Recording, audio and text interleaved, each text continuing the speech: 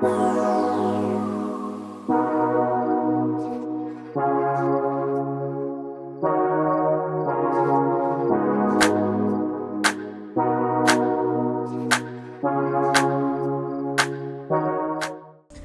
si écrire pouvait vraiment vous aider à vous reconnecter à vous-même? Peut-être ressentez-vous le besoin de vous poser, de mieux vous comprendre, d'avoir un moment de bulle pour vous dans votre journée. Eh bien, ce journaling a été prévu pour ça, qu'il puisse être utilisé 5 minutes par jour pour pouvoir vous permettre de vous mettre dans votre bulle et de pouvoir réfléchir sur votre cheminement intérieur. Je suis Anne-Elmerse Agostin, c'est moi qui tiens la bulle psychopratique. J'ai exercé pendant une dizaine d'années en tant que psychologue après un master en psychologie. Aujourd'hui, j'exerce en tant que psychopraticienne et hypnothérapeute avec une approche qui s'est enrichie au fur et à mesure du temps. Je suis aussi autrice et j'aime beaucoup partager l'univers que j'ai pu développer dans mon activité professionnelle. Pour moi, il est important que chacun puisse comprendre comment il fonctionne pour pouvoir avancer et pouvoir construire sa sécurité intérieure. Ce qui m'a amené à développer un journaling pour 2026, c'est que début 2025, je me suis lancée dans un journaling sur l'entrepreneuriat pour les femmes. Pouvoir se poser les bonnes questions pour avancer, et j'ai trouvé ça très intéressant. J'ai aussi pris un petit agenda Google qui me permettait d'avoir les différentes périodes astrologiques avec les lunes, les rétrogradations, qui m'a permis aussi de me poser des questions sur la dynamique du moment, la symbolique, et ça m'a donné envie de proposer aussi quelque chose. À ce moment-là, la graine était semée, il manquait plus que la petite chose qui la permettait de faire germer. Et en consultation un jour, j'ai reçu une cliente qui me parlait de confiance en soi, d'estime de soi, que c'était compliqué, qu'elle savait pas par quel bout prendre les choses pour pouvoir avancer. Et là, la graine a germé. Et je me suis dit, c'est ça. Le journaling de 2026 sera sur le thème du développement de la confiance en soi, de l'estime de soi et de ce que moi j'appelle les concepts du soi, c'est-à-dire l'affirmation, aussi l'amour de soi et l'acceptation de soi. J'ai donc pensé un journaling sur toute l'année 2026 qui retrace différentes questions qui vont reprendre la confiance, l'estime, l'amour de soi, l'acceptation et l'affirmation de soi. En parallèle, j'ai aussi vécu dans une famille qui était très ouverte à l'astrologie, à la médecine chinoise traditionnelle, et ça me semblait important de pouvoir mettre des petites touches dans ce journaling qui puissent aussi utiliser les énergies du moment. Notamment depuis 4 ans, je me suis formée un petit peu à la médecine chinoise traditionnelle et notamment à la question des cycles et des saisons. Je me rends compte à quel point les dates qui sont données en médecine traditionnelle chinoise correspondent tout à fait à un mouvement intérieur du corps. C'est pas étonnant, nous sommes des mammifères et donc nous sommes aussi tenus par cette énergie du moment. Donc par exemple, en été, c'est le moment où on a beaucoup d'énergie, où on peut donner beaucoup, on peut faire beaucoup de choses. L'automne, c'est le moment où on se retire, où on commence à faire le bilan un petit peu de l'année pour pouvoir préparer l'hiver et travailler sur ses racines, être plus dans l'introspection, dans la lenteur. Et le printemps, c'est de nouveau une énergie qui remonte, où on va préparer l'été, la récolte, et donc on va semer les petites graines de projets qui nous tiennent à cœur, etc., etc. L'astrologie, c'est pareil, quand on commence à se renseigner un petit peu et à regarder, on se rend compte qu'il y a des mouvements dans l'année qui sont assez réguliers et qui viennent nous parler de quelque chose. Et c'est ce que j'ai voulu mettre en place dans ce journaling, à la fois allier des questions journalières simples qui vont durer peut-être 5 minutes, et des moments quand on a par exemple la pleine lune, juste une synthèse sur l'énergie du moment, avec une question d'introspection qui va être reliée à cette énergie-là. À certains moments, vous aurez aussi des petits exercices pratiques, par exemple des petits rituels d'écriture, où une question journalière va être un petit peu plus développée avec des petites pistes de réflexion que vous pouvez avoir. Bien évidemment, ce journaling, même s'il est proposé jour par jour, vous pouvez le faire à votre rythme. Vous pouvez tout à fait, par exemple, parfois faire des pauses, ne pas forcément répondre tous les jours. Vous pourriez, par exemple, le faire chaque week-end ou 1 ou 2 fois par mois, prendre le temps. Et ce journal, même s'il est destiné pour 2026, peut être utilisé en 2027 ou à d'autres moments, puisque de toute façon, les questions sont un peu intemporelles. Et les différentes énergies vont revenir, même si c'est pas tout à fait les mêmes dates, elles reviennent chaque année à peu près au même moment. Dans les freins possibles, ce que je remarque souvent, ce qui peut être des choses que moi-même j'ai vécues ou que je peux avoir avec les clients qui viennent me voir, c'est que parfois on veut écrire mais on sait pas trop quoi. Parfois on abandonne au bout de quelques jours. Parfois on ressent beaucoup de choses mais on n'arrive juste pas à mettre les mots juste dessus. Ou alors on veut avancer sans pression ni performance, mais on sent une petite voix de perfection qui a envie de mettre les choses en place pour aller très loin dans ce qu'on fait. Bien, si vous vous reconnaissez là-dedans, ce journaling est fait pour vous. Justement, l'idée c'est qu'il n'y ait pas de pression à avoir qu'il n'y ait pas d'obligation, que vous puissiez être guidé sur certaines réflexions, et après libre à vous d'aller explorer les questions ou pas. Certaines questions vous parleront beaucoup, d'autres un peu moins, c'est normal. Prenez le temps de sélectionner aussi ce qui vous parle. Et parfois on peut avoir l'impression que c'est trop rigide, ou alors que c'est trop souple, ou que c'est pas assez libre, ou qu'on n'a pas assez de guidance. Et ce journaling justement a été pensé pour ça, de pouvoir vous permettre d'avoir un cadre que vous pouvez utiliser comme vous le souhaitez, avec des questions qui sont pensées pour être relativement courtes et pas passer 3 heures à philosopher dessus pour essayer de rendre une copie de philo à la fin de l'heure.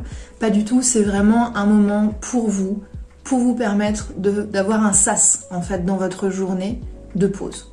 5 minutes pour vous. Et c'est quelque chose que vous pouvez tout à fait mettre en place dans votre planning. Par exemple, je sais que personnellement, j'ai besoin de le mettre dans le calendrier pour pouvoir me donner rendez-vous avec moi-même. En plus, chaque semaine, j'ai voulu aussi mettre en place 2 petits rendez-vous dans le week-end, parce qu'en général, c'est là où on a le plus de temps. Le samedi, plutôt de la visualisation, pour pouvoir prendre un moment simplement de se poser avec soi-même, de pouvoir aller plus loin que les questions où on est dans de la réflexion. Là, c'est vraiment laisser venir au niveau du corps, au niveau des sensations, ce qui peut nous arriver, et puis simplement ancrer aussi certaines intentions. Donc chaque visualisation, elle est pensée dans un timing particulier par rapport à ce qui peut se jouer au niveau énergétique. Le dimanche, j'ai créé des petits exercices corporels que j'ai repris dans la pratique que j'ai pu avoir jusqu'à présent aussi dans certaines choses, notamment dans les différentes formations que j'ai fait en théorie polyvagale. Pour moi, c'était important aussi dans ce journaling de pouvoir axer sur le corps, parce que c'est aussi ce qui nous permet de développer notre sécurité intérieure. Et pour pouvoir développer la confiance en soi, l'estime de soi, etc., on a besoin aussi de se sentir en sécurité dans son corps. Donc ces petites pratiques, que ce soit la visualisation et les exercices corporels, ont été pensées pour pouvoir justement vous permettre, au fur et à mesure du temps, de développer une certaine forme de sécurité et de bienveillance vis-à-vis de vous-même. Pour moi, le journaling, c'est vraiment un moment d'exploration individuelle et pas un moment de performance. Si vous commencez à prendre votre petit journal avec l'idée de vouloir performer à tout prix et de vouloir absolument répondre parfaitement aux choses, vous n'y arriverez pas. Ce que je peux vous conseiller, c'est à chaque fois que vous commencez une question, déjà commencez par prendre 3 grandes respirations profondes, juste pour vous reconnecter avec vous-même, et puis lâcher les tensions corporelles. Alors le journaling a été pensé mois par mois, donc chaque mois, il y aura un PDF qui sortira pour vous permettre d'explorer différentes choses. En général, vous avez donc la page de garde, le grand classique, ensuite une petite présentation de ce que vous trouverez dans le journaling. Pour le mois de janvier, par exemple, vous avez quelque chose d'un petit peu spécial par rapport aux autres, c'est que vous avez un peu le contexte au niveau astrologique, au niveau de début 2026. Donc je vous retrace un petit peu les différentes choses pour que vous puissiez avoir un petit peu les bases de qu'est-ce qui est en train de se jouer au niveau énergétique. Chaque mois, vous avez une page d'introduction avec les différentes thématiques qui vont être développées dans le mois. Par exemple, le mois de janvier, ça va être intention et renouveau. Vous avez ensuite à chaque fois l'élément qu'on retrouve en médecine traditionnelle chinoise. Par exemple, là c'est l'élément eau. Nous serons encore en hiver et la thématique c'est une reconnexion à soi. Ensuite, vous avez à chaque fois une petite introduction du mois de qu'est-ce qui est la symbolique du mois. Vous avez un petit tableau avec les différentes dates importantes en médecine chinoise traditionnelle et au niveau astrologique. Et vous avez toujours un petit paragraphe aussi en médecine traditionnelle chinoise pour vous expliquer un peu où on en est au niveau des énergies. Et ensuite commence le début du mois. Le 1er janvier, vous avez une première question. Alors en général, j'essaye en début de mois d'être plutôt sur une ouverture sur vos intentions du mois, avec un petit rituel d'écriture, souvent, qui vous permet d'aller un petit peu plus loin dans l'exploration. Ensuite, par exemple, sur ce mois-ci, vous avez le 2 janvier, vous avez une question d'introspection. Puis, on enchaîne le 3 janvier sur la pleine lune en cancer, où vous avez un petit encart sur la symbolique, une question d'introspection liée à cette journée-là. Et comme c'est un samedi, vous avez une visualisation. Ensuite, le 4 janvier, vous avez un exercice corporel qui s'intitule Ancrage et sécurité intérieure. Puis vous avez après, le début de la semaine d'après, le 5 janvier, des questions d'introspection avec ponctuellement encore un petit encart avec un petit rituel d'écriture, par exemple pour le 7 janvier. Et les semaines vont s'enchaîner comme ça. Chaque mois, vous aurez aussi une journée qui sera un petit peu plus détaillée en astrologie. L'idée, c'est de vous permettre un peu une journée découverte de qu'est-ce qu'on retrouve en astrologie, quelles sont les choses qui peuvent jouer. Ce journaling s'adresse pour toutes les personnes qui se questionnent, qui ont envie de se reconnecter aussi à elles-mêmes. Vous allez avoir différentes formules. La première, c'est la formule découverte, où vous allez avoir un mois, où vous allez pouvoir découvrir le journaling et ce que vous allez retrouver dedans. Pour ceux qui ont envie de s'engager un petit peu plus, vous avez la formule 3 mois, qui vous permet d'avoir donc 3 mois de journaling pour pouvoir expérimenter et voir si ça vous convient au quotidien. Pour ceux qui sont déjà assez sûrs d'eux et qui ont envie d'aller vers une transformation un petit peu plus importante, vous avez la formule 6 mois.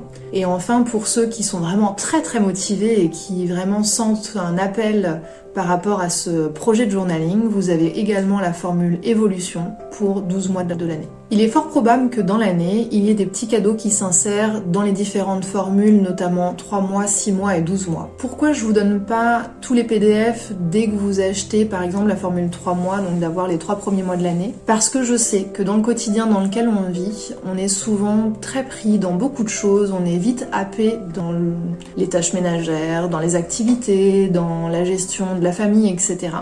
Et qu'à un moment donné, même quand on a vraiment envie de faire des choses tout au long de l'année, tous les jours, on a tendance à lâcher.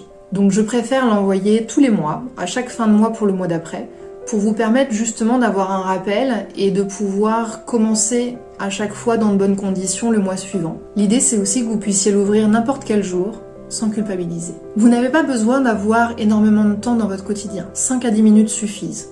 Les visualisations et les exercices corporels du week-end ont été prévus pour durer moins de 10 minutes. En revanche, pour certains, peut-être que vous aurez besoin d'un petit peu plus de temps pour intégrer les choses ou pour vous poser, peut-être dans un état aussi méditatif. Donc peut-être que pour certains, ces exercices-là dureront un petit peu plus longtemps. Plus vous allez vous connecter régulièrement à vous et plus vous allez prendre cette habitude dans votre quotidien de faire appel à votre ressource interne pour pouvoir vous resécuriser et donc par définition, venir développer aussi votre confiance en vous et votre estime.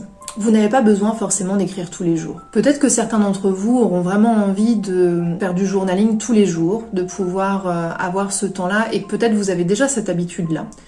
Et peut-être que pour d'autres, ça sera un temps hebdomadaire, c'est-à-dire peut-être le week-end où vous aurez un petit peu plus de temps, de reprendre les différentes questions de la semaine pour vous poser dans quelque chose d'un peu différent. C'est libre, il n'y a pas d'injonction de qui que ce soit par rapport à ça. Faites-vous confiance sur la régularité qui sera la plus juste pour vous. Pour pouvoir tenir un journaling, vous n'avez pas besoin de savoir forcément écrire bien. J'ai des clientes qui par exemple ont des dyslexies assez importantes. Ça ne les empêche pas de tenir un journaling quand elles en ont besoin. Peu importe comment vous écrivez, peu importe s'il y a des fautes d'orthographe. Ce qui est important, c'est de pouvoir poser les mots justes pour vous à l'instant présent. Le reste, peu importe. Il n'y a rien à réussir, simplement être honnête avec soi-même. Si ce programme de journaling vous intéresse, je vous invite à vous rediriger vers mon site internet, vers la page de vente Journaling 2026, pour aller peut-être un peu plus loin dans les explications aussi, voir un petit peu ce que vous pouvez y retrouver. Allez prendre le temps aussi d'aller regarder les différentes formules et de voir ce qui résonne le plus pour vous. Sentez-vous libre de prendre ce qui vous parle le plus. Prenez le temps, simplement, de pouvoir ressentir si c'est juste pour vous aujourd'hui. Si vous sentez que ce journaling peut vous apporter quelque chose, n'hésitez pas à regarder dans la description de cette vidéo, vous aurez le lien pour la page qui explique un petit peu plus en profondeur ce que vous allez y retrouver. Je vous souhaite à tous une bonne exploration et peut-être à bientôt.